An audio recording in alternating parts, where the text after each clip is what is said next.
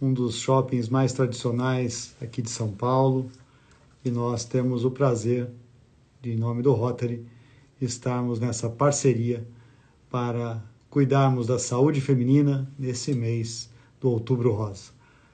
E o Rotary, ao qual eu tenho o prazer de representar nessa noite, que é uma associação de profissionais unidos no mundo todo em busca da paz, da compreensão entre os povos, e que também atua nessa área da saúde. Nós que há algum tempo já aceitamos um desafio com a OMS para erradicarmos a poliomielite no mundo, e nesse mês em que também temos as campanhas de multivacinação, gostaria de aproveitar esse espaço e convidar a todos, os pais, mães, que levem seus filhos para tomarem a vacina contra a poliomielite, que está quase erradicada em todo o mundo. Porém, não podemos descuidar.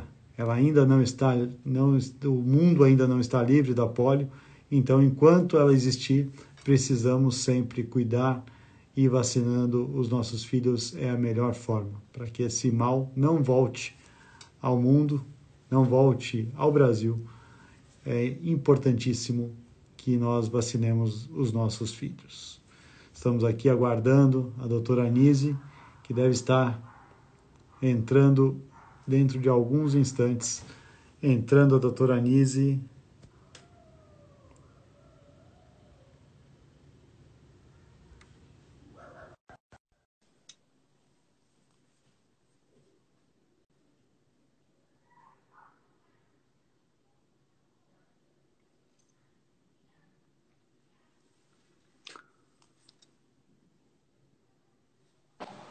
Alô, tudo bom? Como vão? Boa noite, doutora Anise. Tudo bem? Estava na programação aqui. Como vai? Tudo bem? Tudo bem, a senhora. É um prazer tê-la aqui conosco. Prazer é meu, viu? Então, eu vou fazer a apresentação da senhora. A doutora Anise Yamaguchi é médica formada pela USP em cancerologia, na área de oncologia clínica, doutora em ciência e pneumologia, mestra em alergia e imunologia, vice-presidente e diretora científica da Sociedade Brasileira de Cancerologia. Coordena o Fórum Latino-Americano de Combate ao Tabagismo, é membro da Força Tarefa em Imunologia de Tumores da Sociedade Americana de Pesquisa do Câncer e coordena as conferências latino-americana de câncer de pulmão e é também presidente do Instituto Nise Yamaguchi. Boa noite, doutora Nise, seja muito bem-vinda aqui à nossa live, promovida pelo Continental Shopping, em parceria com o Rotary Clube de São Paulo Parque Continental. Doutora Nise, eu primeiro gostaria de saber da senhora, nesse mês em que nós temos aí o Outubro Rosa de prevenção ao câncer de mama, como as mulheres podem prevenir o câncer de mama? Então, bom, em primeiro lugar, uma boa noite a todos, a todas. Eu tenho essa dedicação grande ao câncer de mama, né? Há cerca de 40 anos eu trato de câncer de mama, durante muitos anos no Hospital das Clínicas, sou do Conselho Científico da UNACAM, já fui do FEMAMA, estou assim sempre ativa, não só no Outubro Rosa, mas na prevenção, no tratamento e na medicina personalizada, que hoje em dia é uma das maneiras mais específicas de você abordar todos os tipos de câncer. Eu costumo dizer que eu sou especialista em situações difíceis. O câncer de mama, ele é uma doença que é um nome para múltiplas doenças. As pessoas confundem, quando pensam que estão com câncer de mama, já ficam achando que é uma coisa gravíssima. A maioria hoje é detectada em estado inicial. E a maioria tem uma doença absolutamente controlável, com cirurgias restritas, com tratamentos muitas vezes que não são muito agressivos, e nós podemos, inclusive, detectar quais são aqueles que vão precisar mesmo de tratamentos complementares ou não. Então, assim, e, além de tudo, o Outubro Rosa fala muito de prevenção. De prevenção, na realidade, fala-se muito em detecção precoce, que é você tentar encontrar um tumor enquanto ele é pequeno, com mamografias anuais. Mas uma das coisas que se fala relativamente pouco é o quanto os hábitos podem ser preventivos. Então, o tipo de dieta da mulher, se ela está acima do peso, se ela faz exercício, se ela não come muito carboidrato, nem açúcar, nem carne vermelha, nem leite e derivados, se ela tem uma dieta mais funcional. Hoje em dia nós sabemos que essa dieta funcional ela está na base da longevidade, não só com relação ao câncer de mama, mas no homem com câncer de próstata, nos dois com câncer de intestino, com a questão de prevenção de câncer de endométrio também na mulher. Então, nós sabemos que uma dieta com mais orgânicos, mais frutas, verduras, saladas, peixe, frango, ao invés de carne e aqueles outros que eu já citei, é muito melhor e que é mais efetivo muitas vezes do que muitas quimioterapias. Então, quer dizer que, além de tudo, a alimentação é importantíssima na prevenção ao câncer, né? Me diz uma coisa. Alimentação e exercício também, viu? Ah, sim. Exercícios pelo menos 3 vezes por semana, aeróbicos, também servem aqueles de elasticidade, dança, dá para fazer exercício com alegria, né? Dá para andar no shopping, dá para fazer bastante coisa. Mas o Umas importante é comprinhas. manter, mas o importante é fazer uma atividade física frequente, com constância. Sim. E me fala uma coisa, muito se fala da hereditariedade do câncer de mama. É uma realidade ou é um mito? Somente 15 a 20% do câncer de mama tem uma relação com aspectos hereditários presentes nos genes que herdamos, que são genes protetores de tumor. Existe um tipo de situação que já é mais conhecida, que é aquele gene da Angelina Jolie, né, que é o BRCA, BRCA1 e BRCA2.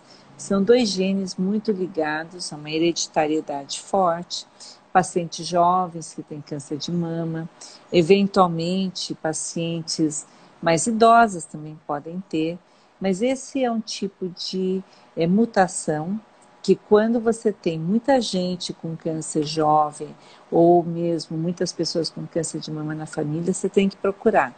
Mas dessa família chamada BRCA, BRCA, são outros subtipos, como PALB2, CHEK2, famílias que têm mutações PALB, eu já falei, mas que tem a ATM, FUNC, vários tipos de mutações que fazem parte do mesmo raciocínio, que tenham alterações de genes de reparo de DNA. Então, sob danos de DNA, o organismo não faz o reparo adequado e com isso você tem mais câncer e mais origem de novas células.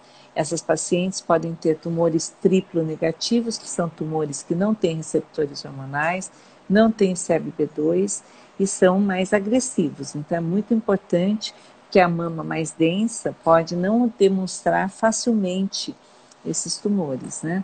Então a gente costuma fazer mamografia, mas sempre a partir dos 40 anos, e ultrassom de mamas desde uns 30 anos e tal, já começa a fazer. Mas alguns desses tumores em mamas densas acaba precisando de uma ressonância de mama, por exemplo.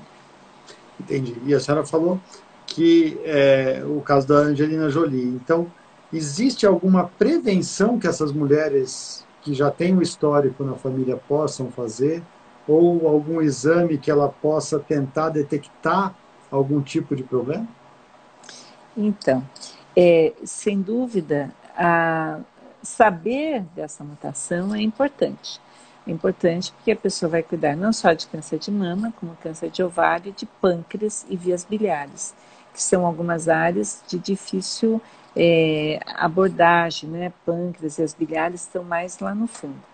A prevenção não é possível ainda, apesar de que eu acredito que em breve tratamentos preventivos com uma medicação oral que estabiliza o DNA das células vai acabar sendo utilizado, porque já é usado esse remédio em pacientes que têm essas mutações e que têm doença metastática.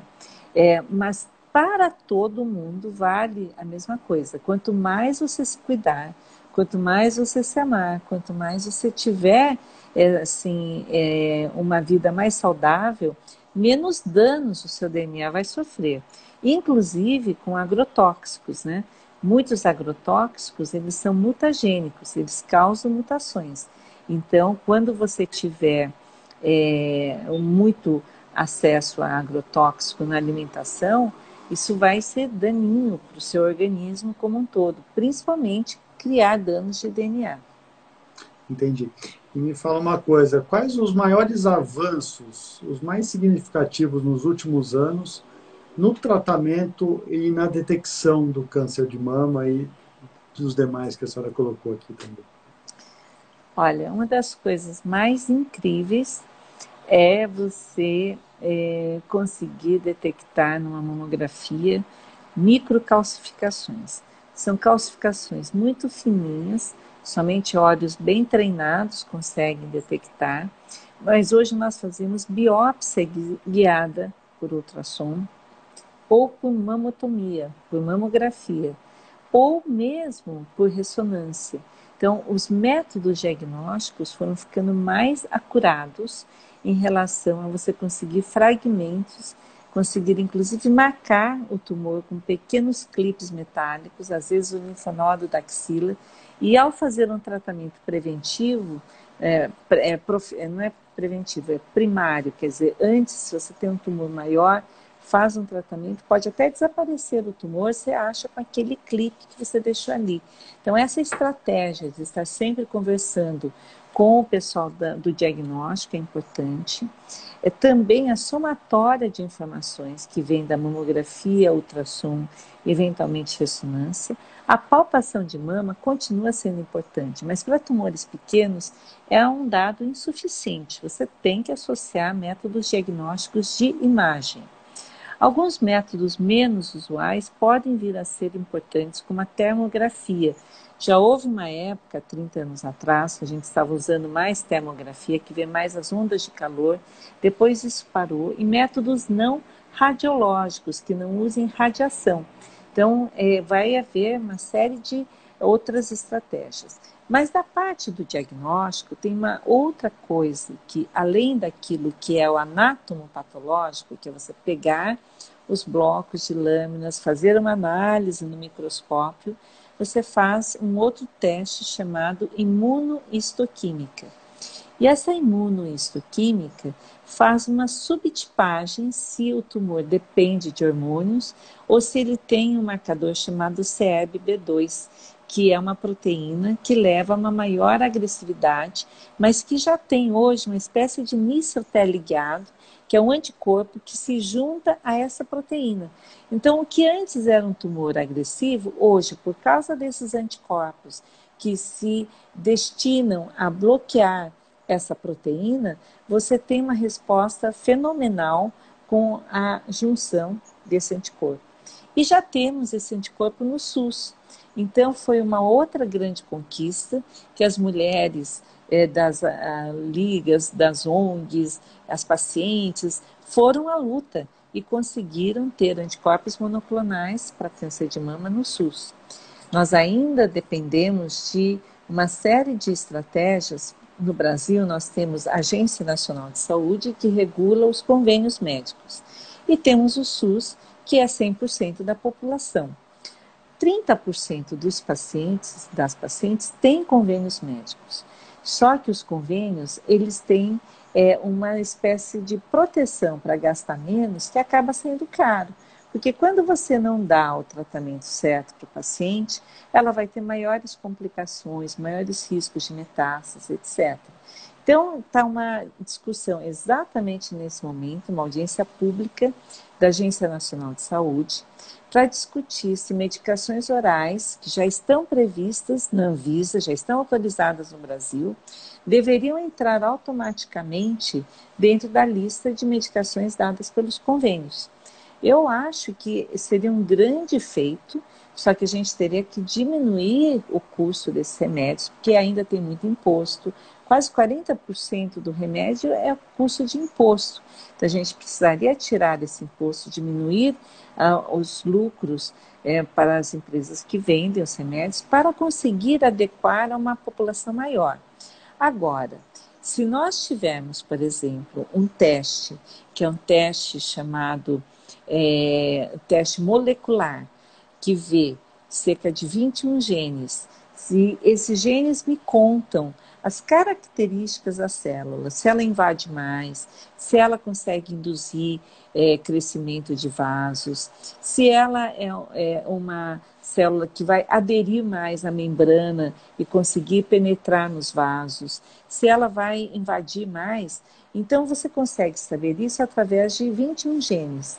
Dependendo do score, dependendo da situação, essa paciente vai se beneficiar de quimioterapia. Se ela tiver um score muito baixo, a quimioterapia é danosa para ela. Então, muita gente tem feito quimioterapia em estágios iniciais, porque não tem acesso a esse exame, que é um exame que é relativamente barato, já que é menos do que um ciclo de quimioterapia. Então, veja, custo-benefício é quando você pensa o seguinte: você faz um teste que evita a quimioterapia em 30% das pacientes com câncer de mama inicial. Olha que vantagem, porque as pacientes não vão perder cabelo, não vão ter náusea, não vão ter problemas que ficam depois numa paciente, o trauma, né, de uma paciente ter que fazer quimioterapia, e muitas vezes ela não precisa. E principalmente nas pacientes pós-menopausa, muitas com mais idade poderiam ser poupadas da quimioterapia. Então, esse exame já foi negado numa primeira corrida da Agência Nacional de Saúde, mas até mais uns 2 ou 3 dias, todos podem entrar na audiência pública, número 81, e colocar lá que é importantíssimo a gente ter acesso a todas essas estratégias, tá? E a outra, então isso é parte do diagnóstico do que você estava me falando, Sim. que é um diagnóstico imunohistoquímico, que vê os receptores hormonais, se tem essa proteína CRBB2, e o diagnóstico molecular, para saber se você precisa mesmo de tratamentos adjuvantes após uma retirada de um tumor pequeno, que os linfonodos estão negativos. Isso não serve para um tumor grande, aí todos esses vão ter que fazer um tratamento. Quando é grande, inclusive, você começa com a quimioterapia, ou você começa com a imunoterapia, ou você começa com o anticorpo monoclonal, que esse misto está ligado. Então, você tem 3 estratégias para tumores grandes, dependendo das características biológicas desses tumores. Então, isso que é maravilhoso. Se não se fala mais de um tipo de tratamento só, o tratamento tem que ser inteligente, tem que ser preciso, levar em consideração as características da pessoa, mas também levar em consideração características avançadas de metodologia científica para você poder determinar o melhor tratamento possível para a paciente. Bom, e me fala uma coisa, doutora, a gente sabe que o câncer é uma palavra, a palavra câncer já assusta quando a gente a ouve, né? Não Então, deveria. não deveria. Não, porque, veja, se a gente está detectando tanto câncer inicial, e alguns deles que se chama de carcinoma in situ, ele é quase como se fosse uma doença pré-maligna. Então, esse medo as pessoas deveriam tirar do coração e enfrentarem com mais tranquilidade, com mais sabedoria, porque aí a chance de ganhar a briga é maior. A cabeça do paciente vai muito nessa hora também, né? Com certeza. E a senhora falou dos tratamentos, a senhora não comentou radioterapia. A radioterapia não é indicada para o câncer de mama? Ela é muito indicada, principalmente quando você retira somente um quadrante, né? O câncer de mama, quando ele é pequeno, você consegue tirar um pedaço somente. Mas para que ele não recidive nos outros pedacinhos, a radioterapia ela forma uma capa de proteção. Então, ela protege e é necessária quando você tira um quadrante só. Normalmente, quando você tira uma área maior, tipo uma adenomastectomia, que você retira a glândula por dentro e com margens amplas, aí você não precisa. Mas na grande maioria das vezes, hoje em dia são feitos quadrantes. E aí, com isso, você precisa da radioterapia adjuvante, que é após a cirurgia. É que nós estávamos falando ainda de pré-cirurgia, que você pode fazer uma quimioterapia, imunoterapia para diminuir o tumor, raramente hormonoterapia, mas pode ser feito também, e depois um tratamento a posteriori, depois da cirurgia. A cirurgia ainda é muito importante. Agora, tem uns métodos muito interessantes em discussão agora para tumores muito pequenos, e isso vai ser uma técnica que vai ser mais e mais consagrada, eu acredito, quando a gente tiver tumores muito pequenos. E a gente tem até o pessoal do Instituto Amorim Mechas aqui, que é uma instituição Lindo, que né? ajuda as mulheres que estão com esse problema. Eu tive a honra de ser portador de um kit, e isso me emocionou muito ao entregar para a paciente.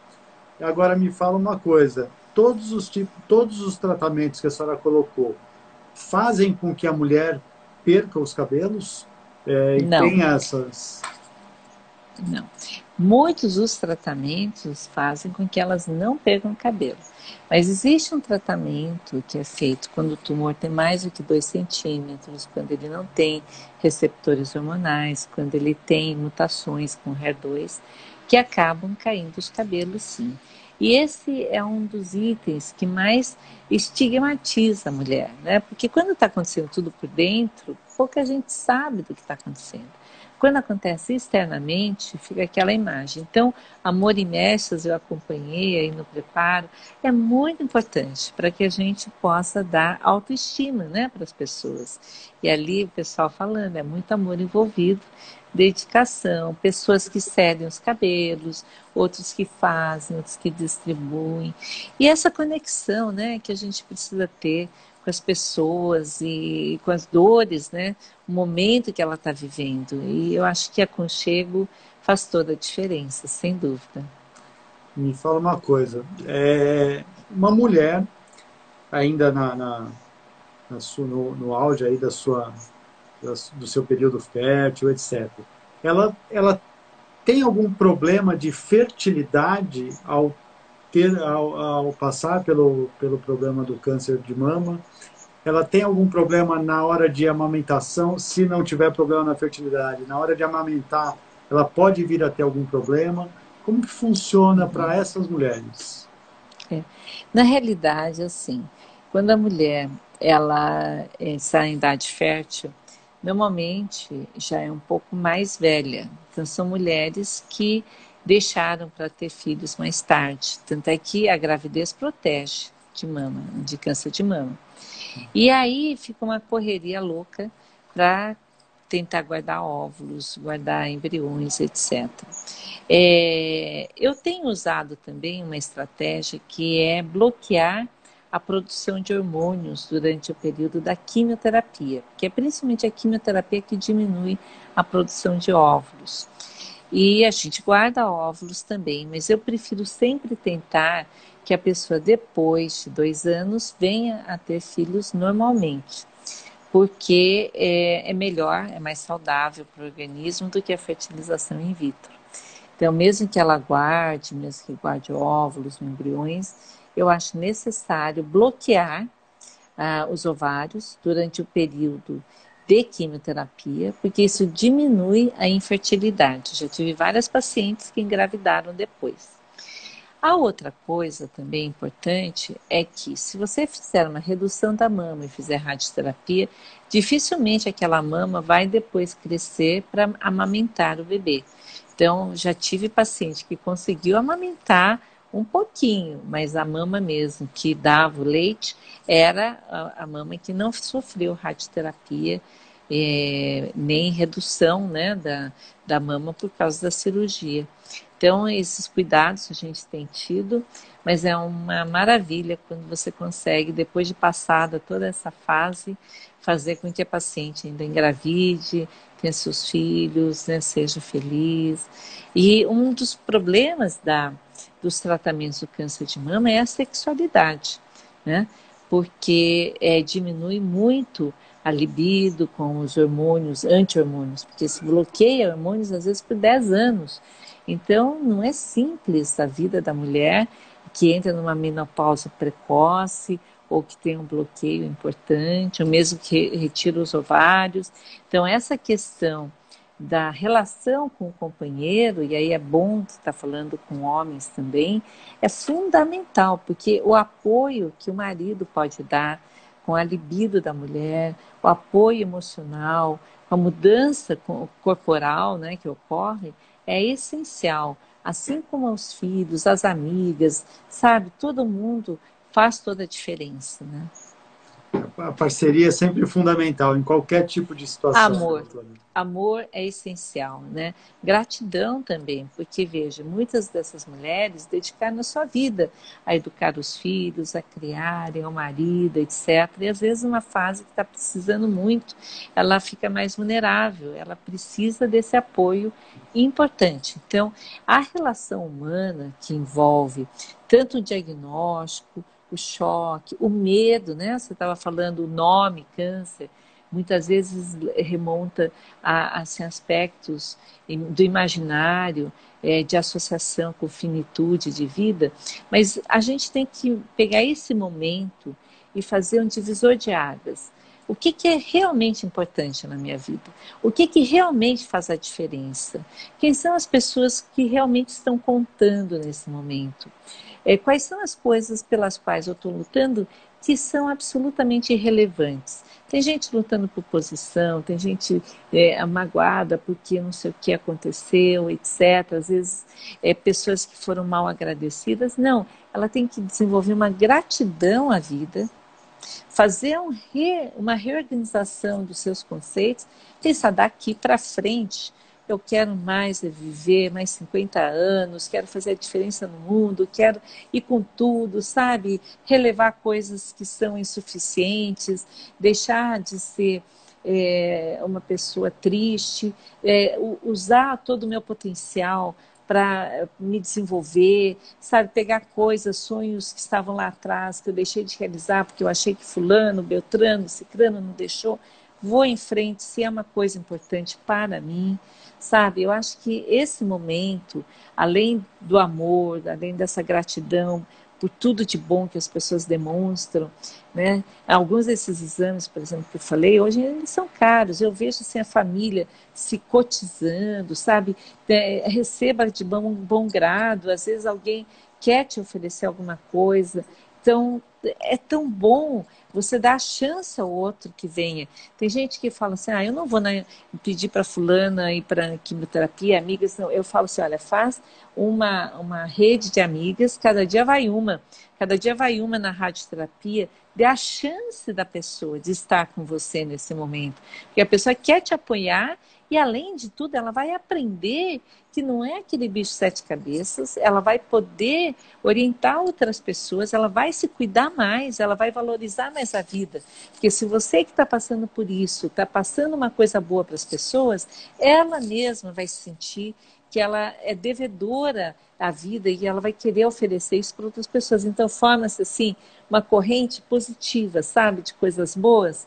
É maravilhoso você ver esse aspecto da solidariedade humana presente em torno de um paciente com câncer. Quando eu falei da palavra, né, eu falei porque a gente vê que algumas pessoas têm assim pavor até de pronunciar a palavra câncer, né? Então, às vezes tem um parente, tem alguém próximo que esteja com câncer e fala que está com CA, com aquela doença, né? Então, por isso que eu perguntei para a senhora, porque eu já passei por isso, né? Pela doença. quando eu era adolescente. Eu lembro que a minha avó, ela ficava... Eu falava numa boa e ela achava complicado falar aquela palavra, né? E Então, você é um exemplo vivo, né, de que há superação. Você sabe que 80% do câncer infantil e de jovens hoje é curável. Uma sim. coisa impressionante. A quantidade de tratamentos é grande também, né? De remédios e tudo. Nós, através do Instituto Nise Yamaguchi, a gente vai desenvolver educação e pesquisa. Esse é o principal objetivo. Eu dou apoio a entidades que fazem receptivo de pacientes em hospitais, outros que dão perucas, outros que fazem vários trabalhos benemerentes, etc. Pela Sociedade Brasileira de Cancerologia, a gente organiza congressos e tal. Mas o foco do Instituto Nise Yamaguchi é apoiar pesquisa clínica, pesquisa científica de ponta para o Brasil. Então, a gente está apoiando o Instituto de Genomas da USP, a gente está apoiando descobertas novas, é esse o objetivo. E vamos também criar um curso de medicina integrativa, porque essa medicina humanizada, né? Eu escrevi um livro, que é um livro sobre o ser humano frente ao câncer e a vontade de curar. Eu até vou pedir para me trazer um livro aqui para eu mostrar depois para vocês. Nesse livro a gente fala desse ser humano, que é o médico, o terapeuta, e o quanto essa vontade de curar às vezes está colapsada por um sistema que é insuficiente. Então, onde é que você vai recuperar a sua força? Dentro do seu ser, dentro da sua vontade, fazendo a diferença. Assim como o paciente, vontade de curar, ou o familiar, olhar para a pessoa, vamos focar, vamos atrás. Não se conforme com o não. O não a gente já tem, vamos atrás do sim. Então, é todo um processo de compromisso com a vida, né? Que você talvez possa compartilhar um pouco com a gente como é que você superou, como é que você enxergou quando a sua avó tinha essa visão tão assim, né, destrutiva do câncer, numa época em que realmente tinha menos acesso a uma série de estratégias, mas o que para você te trouxe para a vida? Não, é muito, assim, a gente, eu não sei, depende, eu acho que vai muito de cada pessoa, né? Alguns se entregam, outros acabam fazendo daquilo até uma motivação a mais para continuar. Eu tinha 18 anos, isso faz quase 28 anos já.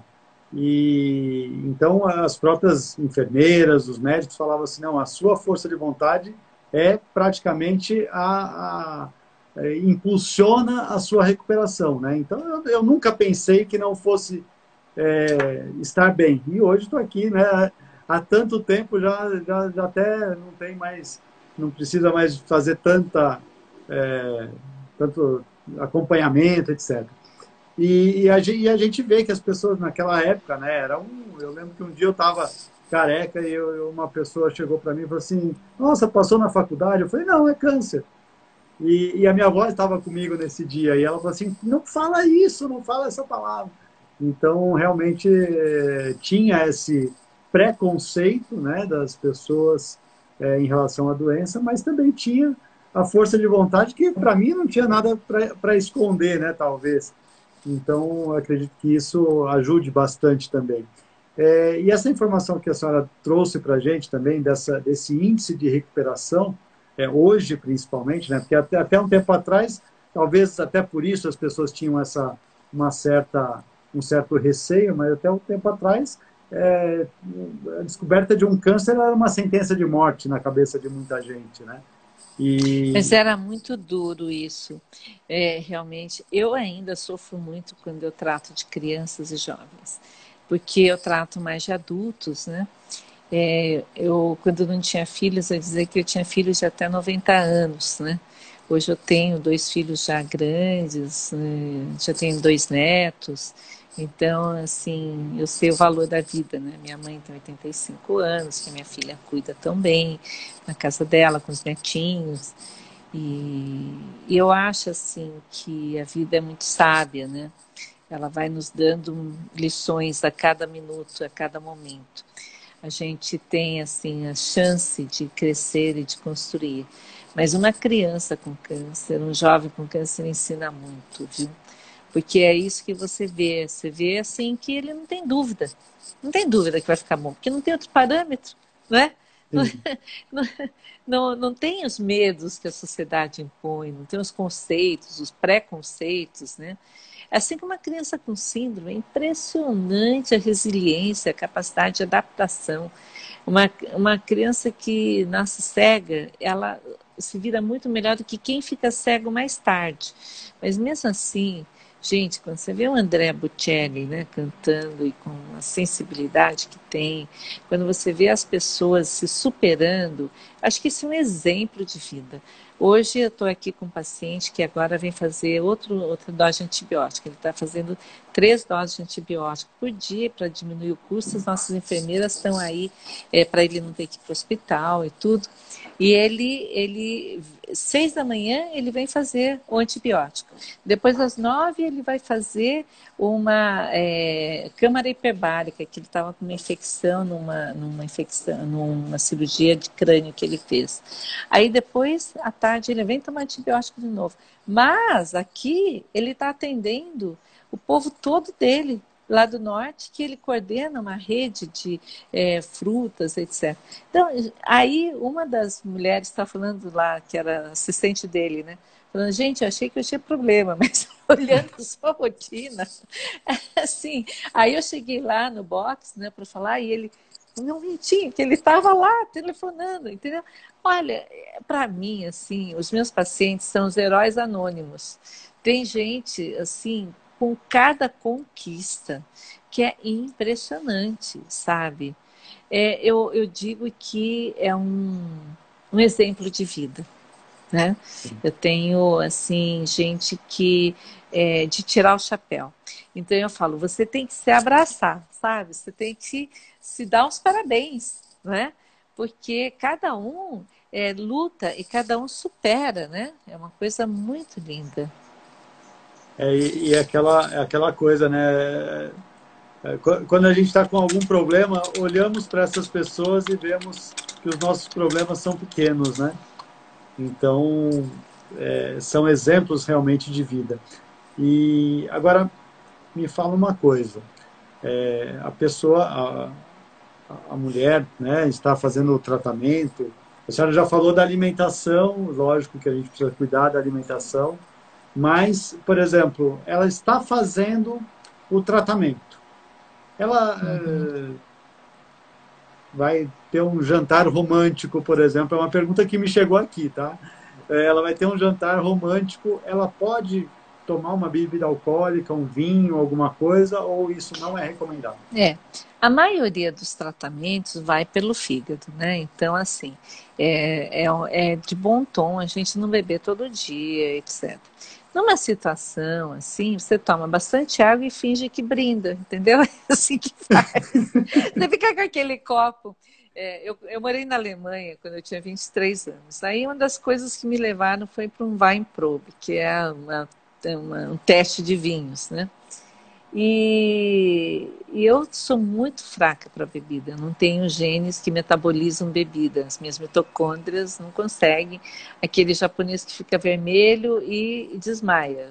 Essa sou eu. Então eu não posso nem com bombom de licor. Então o que eu fazia? Eu deixava o meu copo sempre cheio, porque senão alguém ia colocar mais. E tomava água o tempo todo, sabe? Fingia que estava bebendo. Então é mais ou menos assim, né? Você vai no glamour, tal, pega lá, faz um brinde com o Prosecco, sempre bebidas de né, baixo teor alcoólico, um Sim. vinho, mas assim, né, beber muito não, né?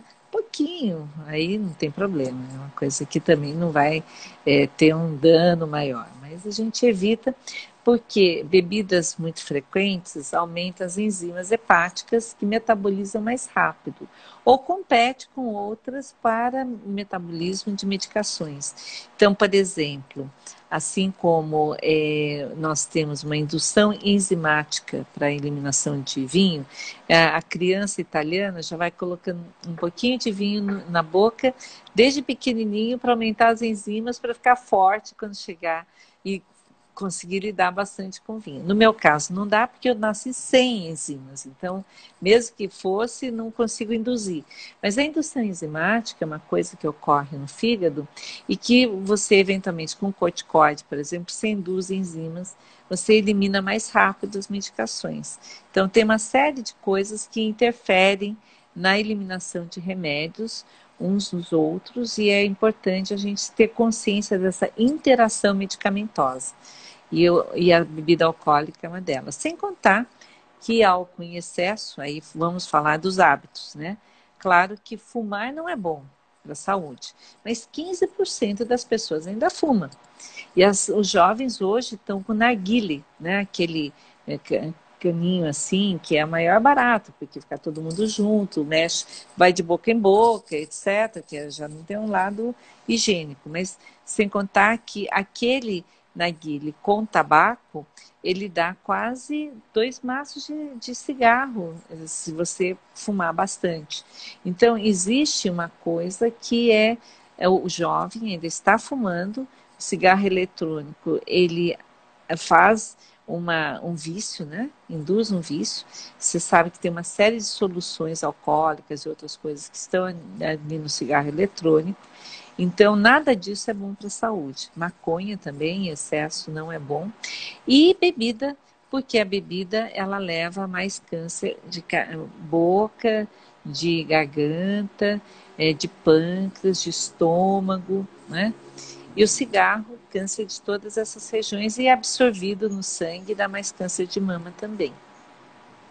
Bom, doutora, estamos chegando no final aqui, temos mais 3 minutinhos. Eu queria agradecer imensamente a sua disponibilidade, sua participação, agradecer ao Continental Shopping pela promoção dessa live, em parceria com o Rotary Club de São Paulo Parque Continental. Eu queria a sua mensagem de despedida para todos os nossos espectadores aqui, as pessoas que estão aqui no Instagram do shopping, para uma mensagem final. Acredite na vida, acredite que sempre é possível vencer, que nós somos maiores do que os problemas, que a gente, se fizer um diagnóstico precoce, a gente vai ter muito mais chance de cura. Eu quero mostrar o meu livro para vocês. Quero dizer que o amor, ele é essencial, ele realmente tem uma capacidade de trazer a diferença para as pessoas, né? Aqui o livro, ó, Em Busca, né? O ser humano frente ao câncer e a vontade de curar, que é uma coisa importante para a gente. E uma das coisas mais importantes na vida é você perdoar, você ser feliz, cuidar de você, cuidar das pessoas que você ama e fazer a diferença no mundo. Eu acho que é isso que move a gente, move as pessoas, faz com que sejamos seres humanos mais inteiros, mais emocionados. Não deixa a vida passar em branco e preto, sabe?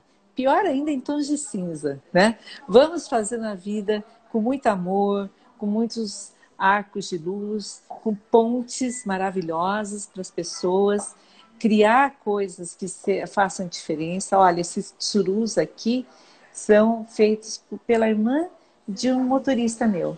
Né? Aqueles momentos difíceis das campanhas, quando estavam detonando 40 anos de profissão, porque eu estava defendendo uma coisa que cura e que ajuda as pessoas, eles fizeram uma coisa dessa. Né? Aqui, uma Nossa Senhora, que uma outra paciente trouxe aqui, sabe? É tudo muito amor, né? Flores, etc. Então, a gente ser o melhor de nós mesmos. Eu acho que esse é o ponto fundamental. E você, se tiver um câncer, em frente, mas tente viver de uma forma mais saudável. Exercício, amor, vida, saúde, alimentação saudável faz toda a diferença, tá bom? E muito obrigada, felicidades, um belo Outubro Rosa para todos. Obrigado, doutora, obrigado pela brilhante entrevista, com certeza animadora para todos que passam por essa doença. Realmente o câncer ainda assusta, mas é muito importante termos informações como essas que a senhora trouxe, de que é possível vencermos essa doença, é possível passarmos por ela, e é possível termos depois uma vida feliz, né, e valorizando cada vez mais esse bem tão especial que Deus nos deu e que nós temos realmente que cuidar com toda a gratidão a Ele e a todos que estão aqui. Muito, muito, muito obrigado em nome do Continental Shopping, do Rotary Clube de São Paulo para o Continental, do Rotary Internacional, aqui eu represento também. Um grande beijo no coração da senhora. Amém, querido. Obrigado.